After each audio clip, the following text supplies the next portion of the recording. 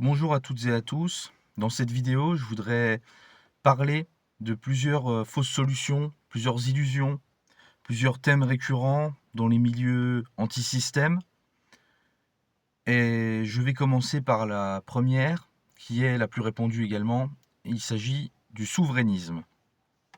Donc le souverainisme, bon, qu'on peut retrouver à la fois dans les milieux dits de gauche et dans les milieux dits de droite, mais beaucoup plus souvent à droite quand même, qu'on va retrouver représenté par des personnalités comme Asselineau ou Florian Philippot ou Dupont-Aignan par exemple, donc avec leurs partis respectivement qui sont les Patriotes, l'UPR et Debout la France.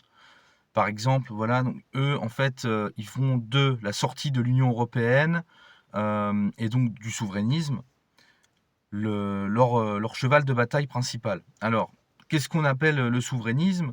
C'est tout simplement la volonté d'un État de d'avoir la pleine la pleine capacité d'action sur son territoire, en gros. Donc c'est le refus de l'ingérence de certaines entités supranationales comme l'Union européenne, comme l'OTAN, comme ce genre de choses. Je peux partager certains de ces points de vue. Notamment, je suis d'accord sur la critique de l'Union européenne telle qu'elle existe actuellement, qui n'est en réalité qu'un cartel financier mafieux et une prison pour les peuples, on va dire ça comme ça. Je rejoins la critique de l'OTAN également, qui est un piège qui risque juste de nous mener tout droit vers une participation à une éventuelle troisième guerre mondiale, donc qui est à éviter également. Toutefois, je pense que le souverainisme de manière générale est une fausse solution, est une illusion, est une chimère, et je vais vous expliquer pourquoi. Premièrement, le problème des souverainistes, c'est qu'ils ont l'air de penser que si demain on sort de l'Europe, hop, ça y est, tous les problèmes ils disparaissent. Hop, c'est la solution. En fait, je pourrais résumer leur programme politique, c'est juste sortir de l'Europe. Vous écoutez Asselineau, par exemple, il est très bon, il est très doué pour, pour décrire les processus institutionnels qui concernent l'Union européenne, comment il maîtrise tous les textes de loi, enfin, il est vraiment très pertinent, très carré sur le sujet. Mais quand vous regardez ses propositions, en gros, il propose de sortir de l'Europe et ensuite il propose pas pour quel projet de fond, qu'est-ce qu'il propose comme société alternative en fait. Il propose pas d'alternative ces gens en fait.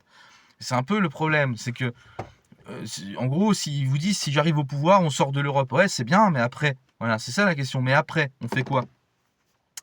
Euh, Et là, je pense que c'est une connerie, c'est une énorme connerie, parce que c'est faire de l'Union européenne la cause de tous nos problèmes, alors que c'est pas la cause en réalité. Et là, on a un exemple très concret, c'est celui du Royaume-Uni. Le Royaume-Uni a fait le Brexit, ils sont sortis de l'Union européenne, et au final, c'est toujours autant la merde là-bas. C'est toujours les mêmes politiques occidentales à la con qui sont appliquées. Ils n'ont pas changé d'orientation géopolitique, ils n'ont pas changé d'orientation économique au niveau de la parce qu'on nous vendait le Brexit comme une solution pour mieux gérer la crise migratoire. Au niveau des politiques migratoires, ça n'a pas changé non plus, ça se gère toujours de la même manière. En réalité, le sortir de l'Union européenne pour la Grande-Bretagne, ça n'a absolument rien changé en fait. Certains diraient même que ça a empiré en fait. Et le gros problème, il est là, c'est que si on sort de l'Union européenne, mais qu'on garde des Macron, des Sarkozy, des Hollande, des gens comme ça, euh, bah ça changera rien en fait, parce que le problème, il est au cœur même de nos institutions bien franco-françaises. Il est pas uniquement à Bruxelles ou à Strasbourg. Penser que le problème vient uniquement de Bruxelles, c'est se voiler la face en fait sur la réalité du problème. Tant qu'on n'aura pas nous-mêmes nettoyé nos propres écuries d'Augias, vous pourrez rester ou sortir de l'Union européenne, ça ne changera rien, absolument rien. La deuxième chose, c'est que euh, ces gens-là font une obsession sur le fait de sortir de l'Europe, alors que c'est pas forcément la solution. On a bien vu encore une fois dans le cas du Royaume-Uni que sortir de l'Union européenne, c'est des mois de procédure, c'est hyper compliqué, il y a des négociations, des votes, des machins, et tout ça pour aucun résultat, comme je viens de le dire. Alors qu'il suffirait tout simplement d'avoir un gouvernement composé de mecs qui sont couillus, qui ont les couilles d'affirmer ce qu'ils veulent faire, et qui disent voilà, notre programme politique c'est ça, on le mettra en place, que vous le vouliez ou non. Et pour ça, il n'y a même pas besoin de sortir de l'Union Européenne. La France, elle fait ça. Ils vont faire quoi, l'Union Européenne? On s'en fout, oui, on sera hors la loi. On va violer les textes de loi, on va comment ça sera contraire aux réglementations européennes. Mais ils vont faire quoi? Ils vont nous envoyer des chars, ils vont rien faire, en fait. En fait, ce qu'il faut, c'est pas sortir de l'Union européenne, forcément. Pourquoi pas, mais pas forcément. C'est tout simplement avoir un chef d'État qui a les couilles d'envoyer péter les institutions européennes, tout simplement. Il n'y a pas besoin, forcément, en sortir, ça va rien changer. Je veux dire, si vous en sortez pas et que vous avez des mecs couillus, ça fait le taf. Et inversement, si vous en sortez, mais que vous avez des Macron ou des Sarkozy au pouvoir, ça changera rien. Donc, c'est pas vraiment l'objet, en fait. C'est pas vraiment ça le sujet. Et enfin, je voudrais aussi ajouter une chose, c'est que en fait, on retrouve bien souvent chez les souverainistes, chez les anti-Union européenne, donc ils sont opposés à l'Union européenne telle qu'elle existe, et sur ça je les rejoins, mais on voit souvent que ça va plus loin. En fait, ils n'aiment pas le concept d'Europe. Ils disent que c'est pas bien, enfin, en fait, ils n'aiment pas l'idée d'une Union européenne. C'est-à-dire que c'est pas cette Union européenne uniquement qu'ils n'aiment pas, c'est le principe d'une union des nations européennes qui leur pose problème. Alors qu'en réalité, on est quand même en 2026, et personnellement, revenir à un souverainisme, enfin, pardon du lapsus, mais revenir à un chauvinisme cocorico, saucisson pinard, comme celui qui nous a conduit à la Première Guerre mondiale, moi personnellement, je suis pas pour. Et je trouve ça plutôt bien que les nations européennes coopèrent. On voit souvent dans les discours souverainistes, par exemple, comment des discours fortement bochophobes. Quand je dis bochophobes, donc qui est issu du terme Bosch, donc par rapport aux Allemands, donc c'est un petit néologisme que je me permets là, mais en gros, voilà, on écoute les souverainistes, on a l'impression que les Allemands sont méchants, que tout est de la faute des Allemands, que ça y est, ils vont sortir les casques à pointe, ils sont sur le point de repasser le Rhin, etc. Je suis désolé, moi je trouve ça très dangereux comme discours, tout comme je trouve dangereux les discours russophobes, des discours qui vous vendent comment la Russie comme étant notre problème, notre souci principal. Donc, non, on est en 2026. La germanophobie, la russophobie, tout ça, c'est plus possible. Maintenant, l'heure est à l'union des nations européennes, si possible même des nations au niveau mondial, hein, ce serait encore le top. Mais au moins déjà au niveau européen, si on pouvait déjà s'unir et se serrer les coudes, c'est vrai que ce serait pas mal. Et que bah, même si l'Union européenne actuelle c'est de la merde, l'idée d'Europe unie, moi je trouve ça plutôt cool en fait.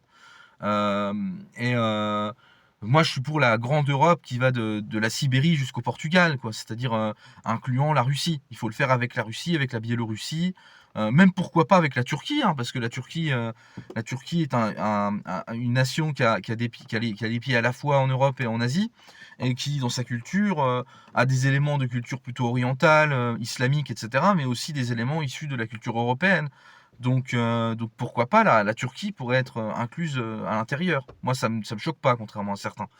Mais voilà, pour moi, il faut faire bloc. Surtout que les enjeux du monde moderne, je suis désolé, mais la petite France, comment, avec ses 68 millions d'habitants, et comment. Et puis sa souveraineté. Parce que c'est pareil, on nous parle de souveraineté institutionnelle, mais on n'a même plus de souveraineté alimentaire, industrielle, etc. Je veux dire, la France, demain, si elle est souveraine, bah oui, on peut remettre en place tout ça, mais en attendant, on va douiller, hein, je vous le dis. Et en fait, on gagnerait beaucoup plus à faire bloc face à des empires comme les États-Unis ou la Chine, par exemple. Ou l'Inde, je pense qu'on gagnerait beaucoup plus à faire bloc, véritablement. Et je pense que voilà, si chacun fait sa petite chapelle dans son coin, on va pas s'en sortir. Surtout qu'en tant que peuple européen, on a quand même beaucoup plus de choses qui nous rassemblent que de choses qui nous séparent. Je trouve ça absurde de continuer à se tirer dans les pattes comme ça. Et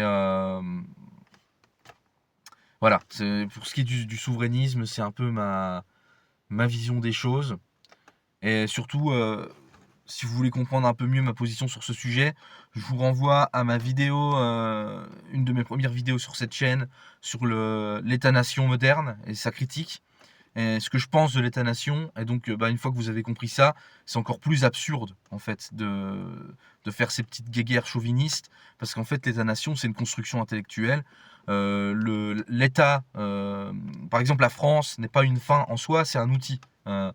Donc si cet outil devient obsolète, c'est un peu le problème des souverainistes, c'est qu'ils s'accrochent, c'est des fétichistes en fait. Et comme ceux qu'on va voir juste après, hein. De toute façon tous les gens que je vais critiquer dans cette vidéo, leur problème c'est des fétichistes. C'est qu'ils s'accrochent à des reliques d'un passé qui ne correspondent plus aux enjeux modernes.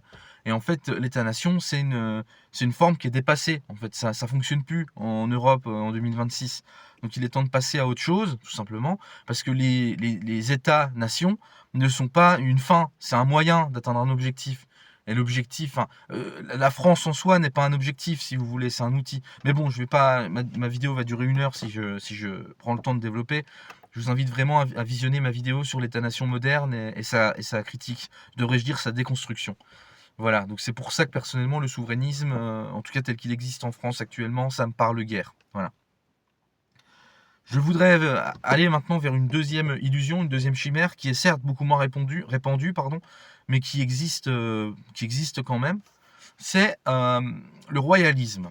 Alors attention, quand je parle de royalisme, j'entends pas le principe même de royauté. C'est-à-dire, pourquoi pas un roi, après tout? Si vous voulez, moi je suis à peu près indifférent à ça. Personnellement, que ce soit une royauté, une république, un empire, des assemblées comme dans le modèle anarchiste, enfin peu, je m'en fous en fait. Moi c'est le résultat qui compte. Si à la fin on arrive à sauver notre peuple, tout simplement, si tout le monde a à manger dans son assiette, s'il n'y a pas de guerre, si les gens sont contents et si on arrive à garder un semblant d'ordre dans la société, on va dire, peu importe le système qui fait tourner ça, moi je signe. Et donc personnellement, encore une fois, on est sur une forme de fétichisme. Il y a des gens qui pensent qu'il faut à tout prix un roi. Parce que c'est du fétichisme, c'est parce que c'est des gens qui sont nostalgiques d'un passé révolu et ils font une espèce de fixette là-dessus. Moi personnellement, je suis pas contre un roi, mais c'est pas une obligation en soi. C'est juste un nom en fait, roi, qui s'appelle roi ou président ou empereur ou ce que vous voulez. Personnellement, c'est pas ça qui compte en fait, c'est le résultat, c'est les politiques mises en place, etc. Donc, un roi, pourquoi pas. D'ailleurs, je suis pas forcément contre la restauration d'une forme d'aristocratie au sens noble du terme, c'est-à-dire le gouvernement par l'élite, mais la vraie élite au sens traditionnel, l'élite, c'est-à-dire les meilleurs éléments de la nation qui prennent les rênes pour amener le peuple vers un meilleur destin, on va dire.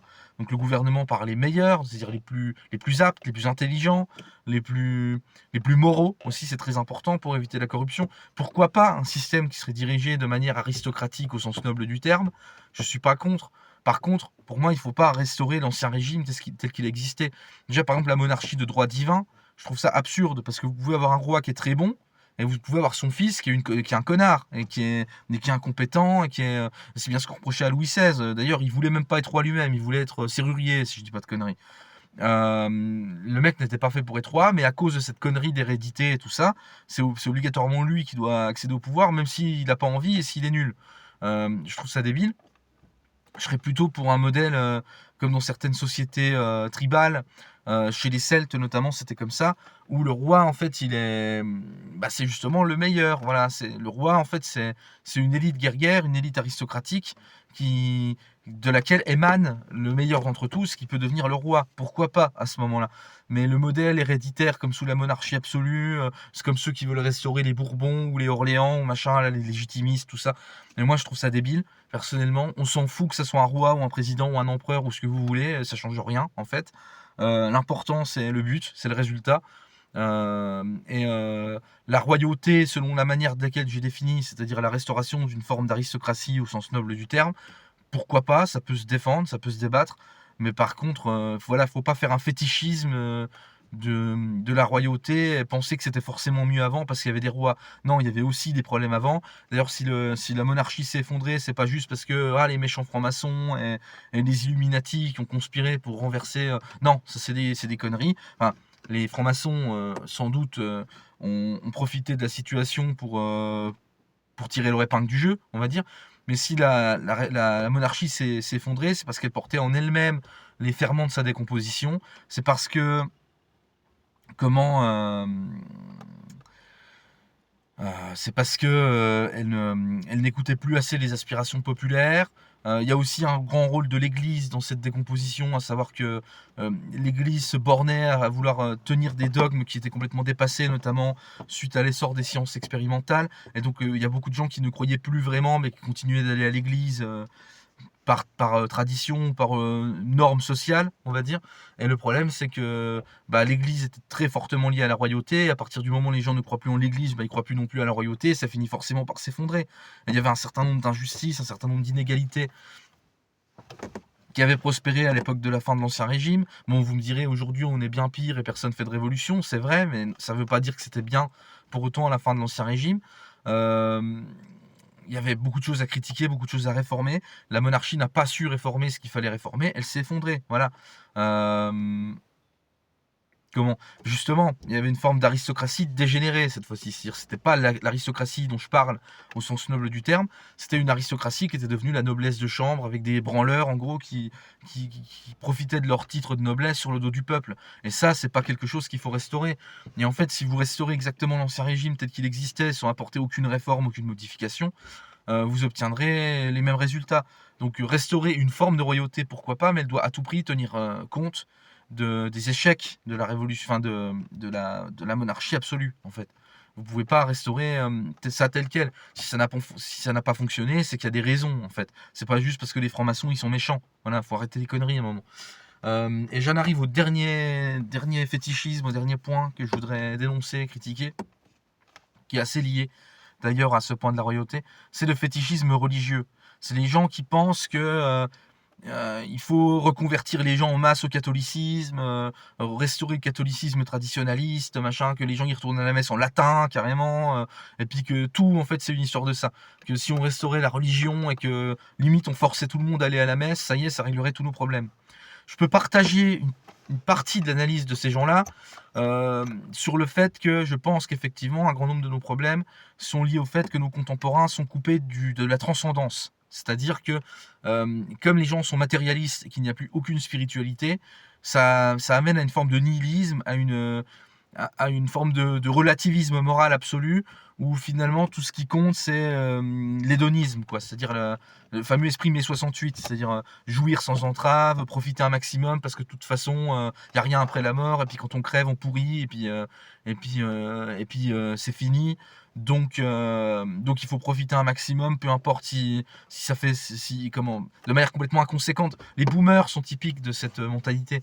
Les boomers, c'est des gens qui ont profité toute leur jeunesse, qui ont profité de tous les apports de la modernité, etc., sans se poser aucune question. Ils ont détruit la société par leur consumérisme, ils ont même détruit la nature quelque part. Et maintenant qu'ils sont vieux, en gros, après moi le déluge, quoi. Ils vont claquer, et puis ils nous laissent un monde de merde, et ils en ont rien à foutre. Et ça, c'est justement lié au, à l'absence de transcendance. Quand vous pensez qu'il n'y a pas de sens absolu à l'existence et que de toute façon après la mort il n'y a rien, tout ça, bah oui, effectivement, après moi le déluge, qu'est-ce que vous en avez à foutre, quoi. Enfin, je veux dire, à moins que vous soyez naturellement très bon, mais moi je ne pense pas que la majorité des gens soient naturellement très bons. Ils ont besoin de. C'est malheureux, mais ils ont besoin de la carotte et du bâton pour bien se comporter. Si maintenant tout le monde commence à penser que la vie c'est juste des atomes et des molécules et puis qu'il n'y a rien d'autre, bah oui, les gens vont devenir d'infâmes connards. Et c'est ce qui se passe actuellement. Donc sur ça, je rejoins les religieux sur cette critique-là. Par contre, là où c'est problématique, c'est que si vous écoutez les cathos tradis, ou même chez certains musulmans, etc., eux, ils veulent rétablir le truc où tu es obligé d'aller à la messe le dimanche, tu es obligé de croire à tous les dogmes de l'église catholique tels qu'ils sont écrits dans les trucs, enfin, je veux dire, où tu es obligé de croire en Jésus, sinon tu vas en enfer, enfin bref. Et moi, ça, je trouve horrible, enfin, je trouve ça débile, je trouve ça horrible.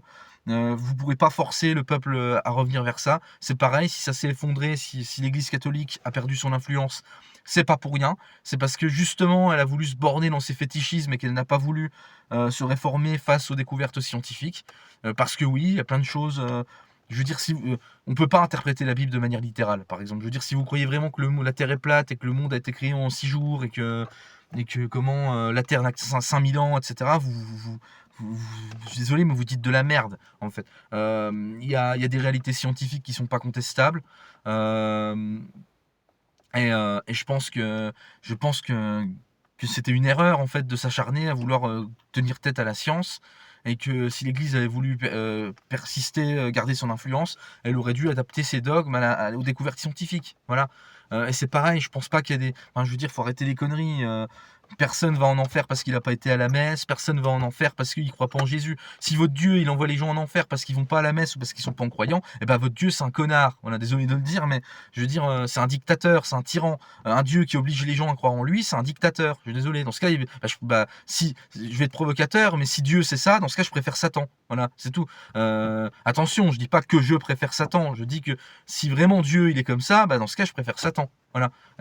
Moi, je crois pas que Dieu il est comme ça. Moi, je crois que Dieu, ce qu'il regarde, c'est votre cœur. Ce qu'il regarde, c'est ce que vous êtes une bonne personne, ce que vous avez essayé de faire le bien autour de vous. Il s'en fout même de savoir si vous croyez en lui ou pas, si vous allez à la messe ou pas, si vous priez ou pas. Machin. Tout ça, c'est du dogmatisme en fait. C'est vraiment les gens qui s'acharnent sur les apparences, sur la forme plutôt que le fond, alors que la forme, on s'en bat les couilles en fait. Et c'est pareil, personne va en enfer parce qu'il s'est mis une cuite, personne va en enfer parce que il est tatoué, personne va en enfer. Enfin, voilà, je sais bien que ça va peut-être secouer des personnes qui me regardent et qui sont peut-être très croyantes, c'est possible, mais bah, vous croyez ce que vous voulez, et tant que vous l'imposez à personne, c'est votre problème. Mais moi, je pense que c'est absurde de penser qu'on peut aller en enfer pour des détails comme ça, en fait. D'ailleurs, on pourrait aussi poser la question de l'existence du. De toute façon, moi, je me place un peu hors de ces débats-là, parce que moi, je me considère pas comme chrétien, ni comme musulman, ni comme juif, ni comme. J'ai des croyances assez éclectiques. J'ai mon propre système de croyances. Par exemple, moi, je crois même pas que l'enfer et le paradis existent. Moi, je pense que après la mort, on réintègre l'unité divine, en fait, et qu'on peut choisir de revenir ou non. Mais en fait, je pense qu'à un niveau supérieur, ça fonctionne pas comme un tribunal humain, si vous voulez. C'est beaucoup plus compliqué que ça.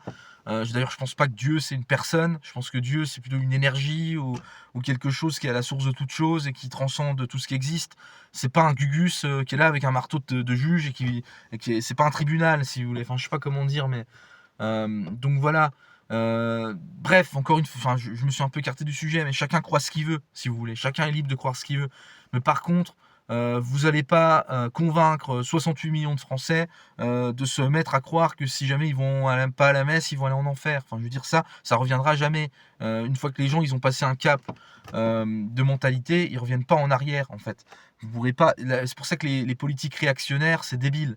Vous pourrez pas revenir en arrière. Les gens ont acquis une certaine forme de liberté de conscience, une certaine forme de liberté de tout court, j'ai envie de dire, et vous n'allez pas les contraindre à revenir à un ordre ancien. En fait, ça n'arrivera pas, ça serait de façon stupide. Et puis même, est-ce que c'est souhaitable? Est-ce que vivre dans un régime théocratique, autoritaire, avec une religion d'État, où on vous oblige à croire, sinon on vous brûle sur un bûcher, comme à l'époque de la chasse aux sorcières, est-ce que c'est souhaitable? En fait, non, c'est pas souhaitable. Je l'ai dit dans ma vidéo où je traite de l'Iran, par exemple. Moi, je soutiens relativement l'Iran au niveau géopolitique par rapport à l'antisionisme.